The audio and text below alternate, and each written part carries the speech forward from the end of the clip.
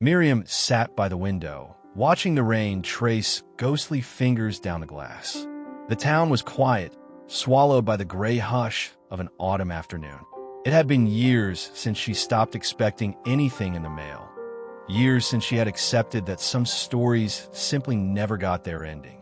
But on that day, fate had other plans. When a mailman knocked on her door, Miriam barely paid attention.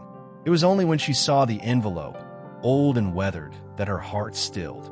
Her name was written in familiar handwriting, one she had not seen in over 20 years. Hands trembling, she tore it open. "My dearest Miriam, if you're reading this, then fate has played its cruel tricks on us both. I don't know how much time has passed or whether you even remember me. But if you do, then you deserve the truth. I never meant to leave you that night." Her breath caught in her throat. The letter was from James. James, who had vanished without a trace one summer evening 22 years ago. James, who had promised to meet her by the old lighthouse but never came. James, whose absence had left a hole so deep in her heart that she had never been able to fill it. Miriam closed her eyes, letting his words pull her back through time. It had been a night much like this one. Wind howling through the trees, the distant roar of waves crashing against the cliffs. She had waited for him, clutching the locket he had given her on her birthday, convinced he would appear any moment. But the minutes stretched into hours, and when morning came, he was gone. No letter, no explanation, just an emptiness that swallowed her whole. For years, she had searched. His family had no answers. The police found nothing. Eventually, people stopped asking. He left, they told her. Men do that sometimes. But she never believed it. And now, after all these years, the truth had arrived in an envelope. Miriam forced herself to keep reading. Something happened that night. I was on my way to you when I saw a man, someone I recognized. He called my name, said he needed to talk. I didn't think much of it first. But then, Miriam, I don't know how to explain what happened next. One moment I was standing there, and the next, everything changed. Her fingers tightened around the paper. I was taken somewhere. I don't know how to describe it. A place beyond time. It sounds insane, I know, but please believe me, I never wanted to leave you. They wouldn't let me go. The words blurred as tears welled in her eyes. I fought to get back to you, but by the time I found a way, I knew too much. I had seen things that no man should see. They told me if I ever returned, you would be in danger, too. Miriam's pulse raced. Was this some elaborate lie? Some cruel joke played by time and fate? Or was there something more? She turned to the last paragraph. I don't know if this letter will ever reach you. But if it does, Miriam, know this. I have always loved you. I never stopped. If there's a way, if you still believe in us, follow the truth. Follow the lighthouse. The lighthouse. Miriam stood so fast the chair scraped against the wooden floor.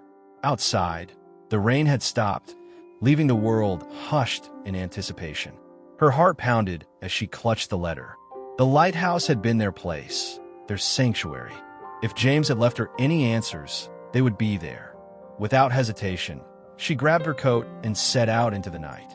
The lighthouse stood as it always had, its silhouette dark against the cloudy sky. The ocean stretched endlessly beyond it, whispering secrets only the wind could understand.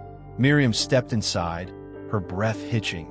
Dust covered the wooden floors, the scent of salt and old memories thick in the air. She moved slowly, her fingers tracing the walls, looking for something, anything. And then, beneath a loose floorboard near the staircase, she found it. A small, rusted tin. Inside was another letter. She unfolded it with shaking hands. Miriam, if you're reading this, then you followed the truth. I knew you would. I don't have much time. They're coming for me again. But I needed to leave this for you, to tell you where I am. There's a place beyond this world, beyond what we know. I was taken there, held there. But I found a way back. If you believe in us, come to the train station at dawn. Don't tell anyone. Just come. Miriam's heart pounded. Was it possible? Could James still be alive?